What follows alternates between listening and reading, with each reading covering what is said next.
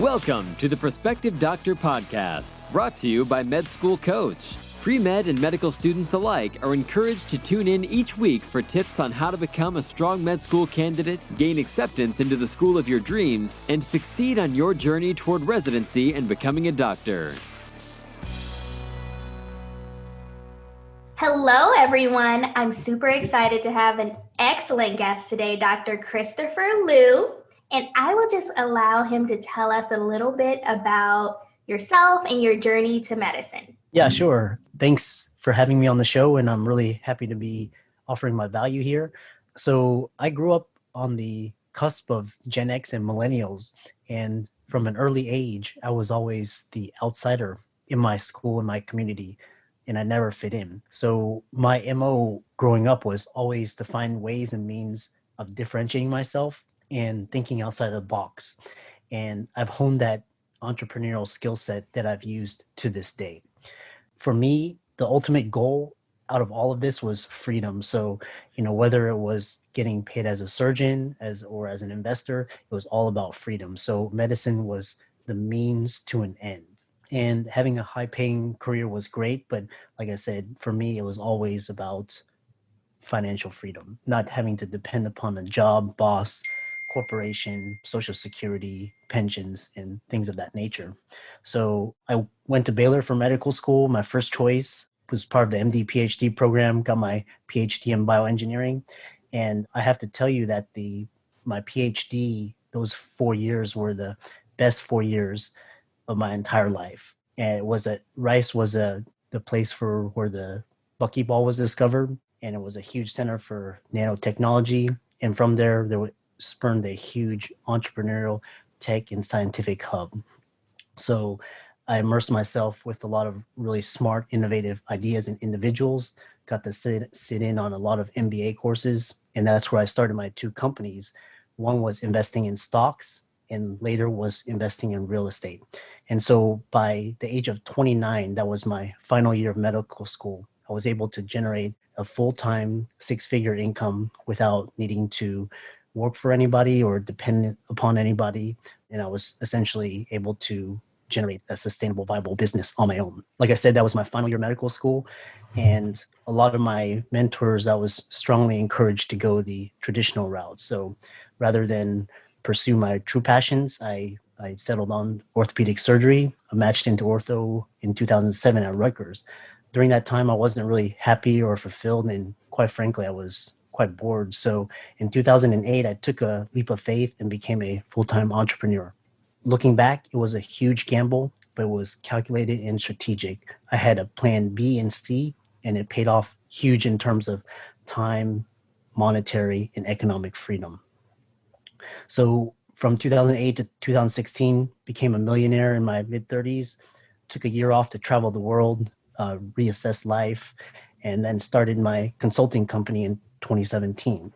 And that's where I do a lot of digital advising, a lot of content creation, a lot of group coaching, online courses. So the ways and means of providing and offering value are quite varied and different, but the underlying mission is to promote financial literacy and awareness among physicians. So I've spoken at SEAK back in 2018. I spoke at Leverage and Growth Summit for Passive Income MD Peter Kim's last year.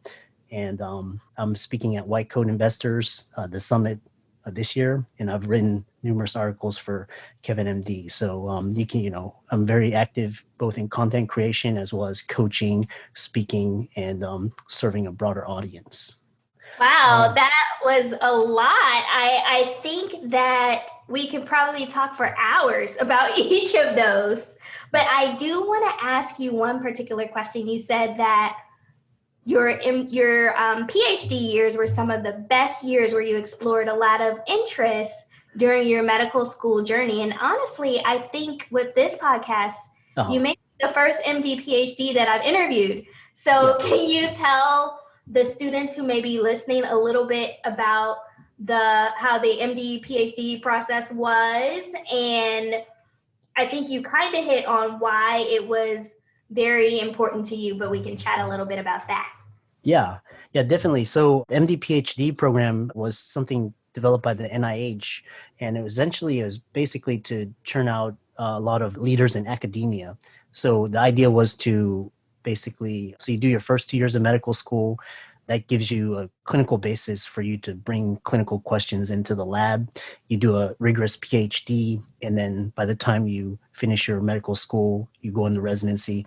And like I said, the idea was to train academic scientists, so those who would make advances in the field of science, so that you could make advances in the field of medicine. So, I think the idea is noble, but I think the system itself, the actual practice of medicine, is so broken that it's really hard to combine the two. The idea is noble, the idea is great. I just think the practicality of doing a MD and PhD are just not very feasible. So what happens is usually people end up doing a medical and a little bit of graduate, or they end up doing full-time research. And for me, I became a full-time entrepreneur. So nevertheless, I would do it again in a heartbeat, because like I said, it gave me a lot of skill sets in terms of just scientific innovation, creativity. It was, like I said, those 7 years at Baylor and Rice were the best 7 years of my life. I had a lot of intellectual, creative freedom to pursue what I wanted to do. And like I said, I took a look at your webpage and your podcast, and, any students that are interested in pursuing an MD, PhD feel free to contact me and that sort of thing. But like I said, and also it opens a lot of doors in terms of future potential careers. So, I'm a coach, I'm a consultant, I do a lot of investing, and a lot of my work now is geared towards more of the financial technology sector. So so it's actually there's a lot of things that you can do with an MD, PhD. I think that you brought up really great points, especially like how you're a jack of all trades. And I think that you also mentioned earlier how you had certain mentors through the process of medical school who kind of encourage you to become a clinical physician, in which you're an orthopedist, but you knew early on that you wanted to explore other things, and you kind of did some self-searching and seeking and tried to figure out, like, I have these, which you're talking about seems like soft skills. Like, you learn a lot of things about leadership and innovation and all of the other things that you mentioned during your training that a lot of people, I think, who are early in their career, who may be wondering what they want to do next, or if they want to add a side hustle, or even not pursue and do clinical medicine, what skills do they have? Like, I know when I was in that process, a lot of my friends who were thinking about other things were like, well, I've been in medicine my whole life, and I was a bio major and all of that. I probably couldn't even do anything like get a position at Starbucks. But I love that you talked about like all the skills that you do have and how you can apply them to other fields. Right. Yeah. I actually think I'll call it a dilemma of being a physician, because when you tell people you're a medical student, you're physician, people automatically think that you're going to work in a hospital or work in private practice or do surgeries or procedures, internist, things of that nature. I think the actual system, promotes that, because medical schools are actually rated based on, their match rate and, how many of their graduates go on into that's almost the sole criterion by which medical schools are evaluated. And then it sort of pigeonholes a lot of physicians into just pursuing the clinical route. And I think increasingly there's a lot more physicians who have other interests and who break outside the mold. But like I said, the culture is more geared towards pushing you into a clinical field. And it's actually has its merits, because, because basically you get into a residency and fellowship, and then you're able to practice and generate an income. So, but if you don't do that, you're sort of left on your own to find ways and means of generating income. So times are changing. There's a lot more different opportunities out there. I think people are becoming more aware of it. I think the social stigma of not practicing is slowly fading away. But again, it's going to take time. A lot of it's, a cultural thing. And the other thing is that, physicians, they think that it's both a mindset where they feel that, if they don't practice medicine, that their education and training were a waste, or they were a failure. And that's actually, that's part of it's like a social stigma. But like I said, there are unlimited number of options. So I said, just if you're interested in different fields, go ahead and reach out to me. Absolutely. And you mentioned earlier a couple of different conferences that you've spoken about non-clinical careers, and one of them you mentioned was SEAK. I don't necessarily know if the listeners are familiar with that. Can you tell them a little bit about the SEAK program? Yeah, it's interesting. It's a conference, a yearly conference in Chicago in mid-October. Started back in 2015, but it's actually grown to, each year it brings almost over 1,000 physicians now. And it basically brings physicians in various different fields. So, you can have a physician writer, a physician consultant, a physician investors, and it's there to essentially network, but also to give physicians different ideas about how they can best use their medical degree outside of just the traditional clinical practice. So that's one. It's there's another one I'm going to be speaking at is the White Coat Investor, which is later on early this year. So technology has changed so much that it's so much easier to be able to find information, to find groups of people that, who resonate with you and who can help you along your path in your journey. At Med School Coach, we know that getting into medical school is hard. In fact, 60% of pre-meds who apply to a medical school don't even get accepted. And if you want to get accepted into a top medical school, it's even harder. That's why more students than ever are turning to MCAT tutoring by Med School Coach. Our tutors are all 99th percentile scorers, have been through rigorous training, and can help raise your MCAT score by 12 points or more. You need every competitive advantage you can get to get into med school, so why not get one-on-one tutoring from Med School Coach? Our expert team will create a custom program just for you and help you master MCAT content where you need the help most. You'll raise your MCAT score. We guarantee it. Visit us online at medschoolcoach.com and use offer code PODCAST10 to save 10% up to $400 on a Med School Coach MCAT tutoring package. You can achieve your medical school dreams, and Med School Coach can help. Yes, that's amazing. And you mentioned that you also do some coaching, as well as everything else that you mentioned, being an entrepreneur and an investor and a keynote speaker and dealing with health technology. Like, I'm at the point where I'm like, what is it that you don't do? Yeah. But can we talk about any specific things that you coach about? Yeah, mainly I basically coach. So I coach physicians that are looking to transition. So they're planning their career transitions, and I coach physician entrepreneurs. So those that already have their idea, that already have their business plan. They're already able to generate cash flow, sales, revenue. So I have those two, but mainly so. My means to financial freedom were through stocks, through real estate, and options. So those three.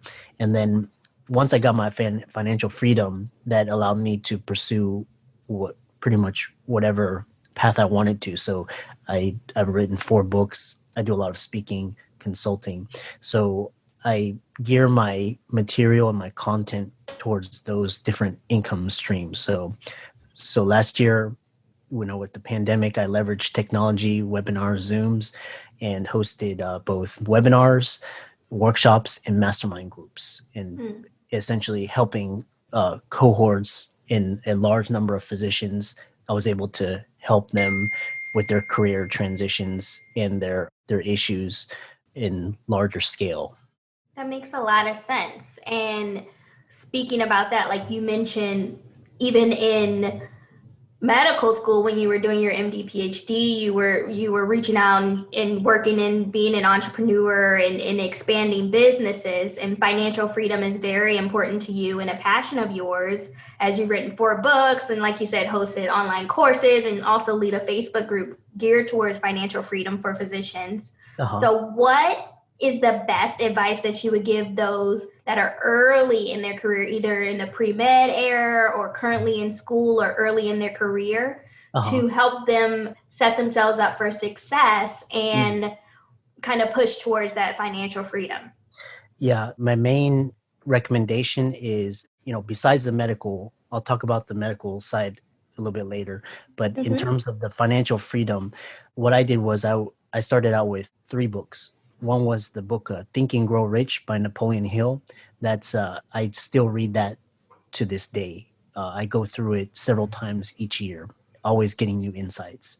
And that's the best personal development book for anybody in terms of they want success in their careers, finance, business, relationships, health, you name it. It gives you all the principles. So I always read something outside of medicine, and it was always related to business, personal finance, or personal development. I also recommend starting off reading the book Rich Dad Poor Dad, because I think with the culture of medicine, we're indoctrinated into a lot of principles that are gradually evolving from industrial to the information age ideas. And so a lot of ideas and ideals that we subscribe to these days clash with those of the industrial age. So read Rich Dad Poor Dad, and it'll teach you the different sectors between being an entrepreneur, investor versus being an employee. So that'll teach you how to actually get your financial freedom. And then Creating Wealth by Robert Allen. Multiple streams of income is really key, because these days, as a physician, you can no longer rely on one source of earned income. So, for example, as a physician, you're earning, high 6 figures, and if your entire livelihood and your family is dependent on that 6-figure income, if you lose that, it can be very catastrophic and devastating, as we saw last year. So, really start to look into alternative streams of income, especially passive income, because passive income are the streams of income that do not require you to go into work for someone else for a paycheck. So those books. Within medicine, I strongly recommend you watch your student debt levels. Don't overtake too much debt that you can't handle. I've heard recently outrageous figures. One student was like $700,000-$800,000 in debt, married with 2 kids, wanting to buy a house during residency. So, manage student debt wisely and smartly. And then apart from that, make sure you understand that the culture of medicine, the practice of medicine, and the business of medicine is really changing. So how are you going to adapt to those changes while maintaining, your clinical skill set? So, those are my recommendations. And again, contact me if you have even further questions. I'll be happy to answer them for you. That's awesome. A lot of people mention a lot of those resources, and I think that is very important to do your reading, do your research, talk to others. Like, there are Facebook groups out there that definitely weren't out there when we were in school. Exactly. There's all of this social media and Instagram and LinkedIn and places to learn through blogs and YouTubes and things. And then on top of that, you definitely mentioned a good thing about making wise choices. Medical education is very expensive, and everyone doesn't have certain luxuries of having things paid for, but maybe you should go to a state school, or maybe you should stay on campus instead of getting a 2-bedroom apartment or something like that in an expensive city, or maybe going to a less expensive city if you guys are in that process of figuring out where you want to go. And then after that, making more wise decisions about during residency and after residency, like still living like a student, still living like a resident, and figuring out that plan to help you pay down things, or even other things like you mentioned in terms of where life is happening. And sometimes, of course, we don't have control over everything. So as we've seen in the past year in 2020, some physician salaries were decreased, or some people were laid off, or some people became very ill and they could not work and they were the breadwinners of the family. So looking into other things like side streams of income and disability insurance and things like that will definitely be of help. Yeah, exactly. And it's really interesting because, coaching physicians and the actual practice of good financial habits has nothing to do with your IQ, what undergraduate what medical school, what residency, what fellowship has nothing to do. It just has to do with making wise financial decisions. A lot of it's, common sense, but, a lot of it can be a little bit more sophisticated and advanced. But like I said, you could be, the smartest physician out there, but you can really fail miserably at finances. So it's a totally different skill set. But the good thing is that it's an easier skill set to learn than actually becoming a doctor. So like if you can get through medical school residency, you can learn these wise financial habits. At Med School Coach, we know that matching into the specialty of your choice and the residency program of your dreams has a dramatic impact on your career as a physician. And your USMLE score is the most important acceptance factor of all. That's why more students than ever are turning to Med School Coach for USMLE tutoring. Our tutors are all 260 plus scorers and have been through rigorous training. Plus, the average student who uses Med School Coach tutoring raises their score by 23 to 55 points. There is an enormous amount of material you need to know for Step 1 and Step 2, and Med School Coach can help you be smart about how to study. We'll create a custom program just for you. Then, we'll help you master USMLE concepts where you need help most. You'll raise your USMLE score. We guarantee it. Visit us online at medschoolcoach.com and use offer code PODCAST10 to save 10% up to $400 on a Med School Coach USMLE tutoring package. You can achieve your medical school dreams, and Med School Coach can help. Absolutely. And you have special people who are talking to you, like Dr. Liu, who is basically asking you to reach out to him, and he can coach you and lead you in the right direction. So we'll definitely get his contact information for you, and we'll say it during the show, and then we'll also post it on the link to our podcast so you'll know where to go. Excellent. We kind of touched on it throughout your journey, but I want to dive back into it because I find like it's a connection that we have where we're both working in technology, and right now I'm doing non-traditional patient care, but it's not in person.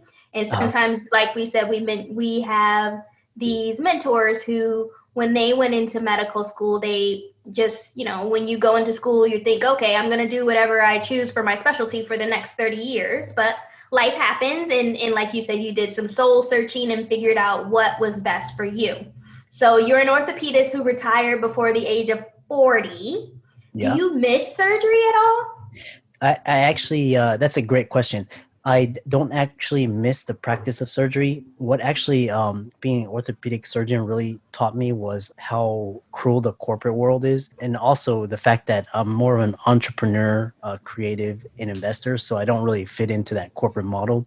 So the actual practice of getting into orthopedics and, doing that taught me a lot of skill sets in terms of, just basic, goal setting and how to be successful. The actual practice of surgery actually taught me how to manage risk very well. So when I'm investing in real estate, stocks, when I'm evaluating a hire, I'm always looking at what is the downside and how can I protect myself from the downside. If I can protect myself from the downside, then the upside is, I won't lose. I can only gain more. So the other thing about it is that I've learned that really I function better as an entrepreneur and creative. And so that's where I've really focused and come to accept myself and hone my skill sets as an entrepreneur and investor. Lastly, being an entrepreneur investor has allowed me to leverage my time much more efficiently and effective. So, as a surgeon, you're getting paid, 1,000, plus per hour, but as an entrepreneur and investor, you can leverage people, money, assets, time, and resources so you work less, spend less energy, but you can actually leverage your time much more. So that's something I've really learned, is the value of time. So we all have 24 hours in a day. Our time attention is capped, but if we can learn to multiply our time through passive income streams, such as what Bill Gates, Warren Buffett, and Jeff Bezos are doing, Elon Musk, then we can be that much more effective, and we can reach much more people and have a greater impact on the world. That's awesome. Yes. And I think you brought a great point about you figuring out what your values are. So you value time, and you obviously have a spirit of wanting to help others. Since you went into medicine, you're just doing it in a different way. So you said that now with you managing your time well and figuring out how to delegate and using all of the soft skills that we talked about, you're able to reach even more people and it'll make a greater impact on just instead of just that one patient. And even through your coaching and your mentoring and all of the other endeavors that you're having to help other physicians in the same boat, because you could have just went off and said, okay, I'm going to be an entrepreneur and just do things for myself. But you decided to come back and also teach others the way. So you're helping even a broader spectrum of people through others. So I really commend that. And I think that that is amazing. Yeah, thank you. And it's actually, what I recommend, for your listeners and your audience is that, if you're passionate about medicine, then do medicine because you're passionate about it and you care about patients and you want to participate in patient care. Don't do medicine because of you think it's going to provide a stable income or, it's going to make your parents or your spouse or, you fit into this mold or societal mold where you're supposed to fit into some sort of preconceived notion. So just do it because you love it rather than do it because you have to do it.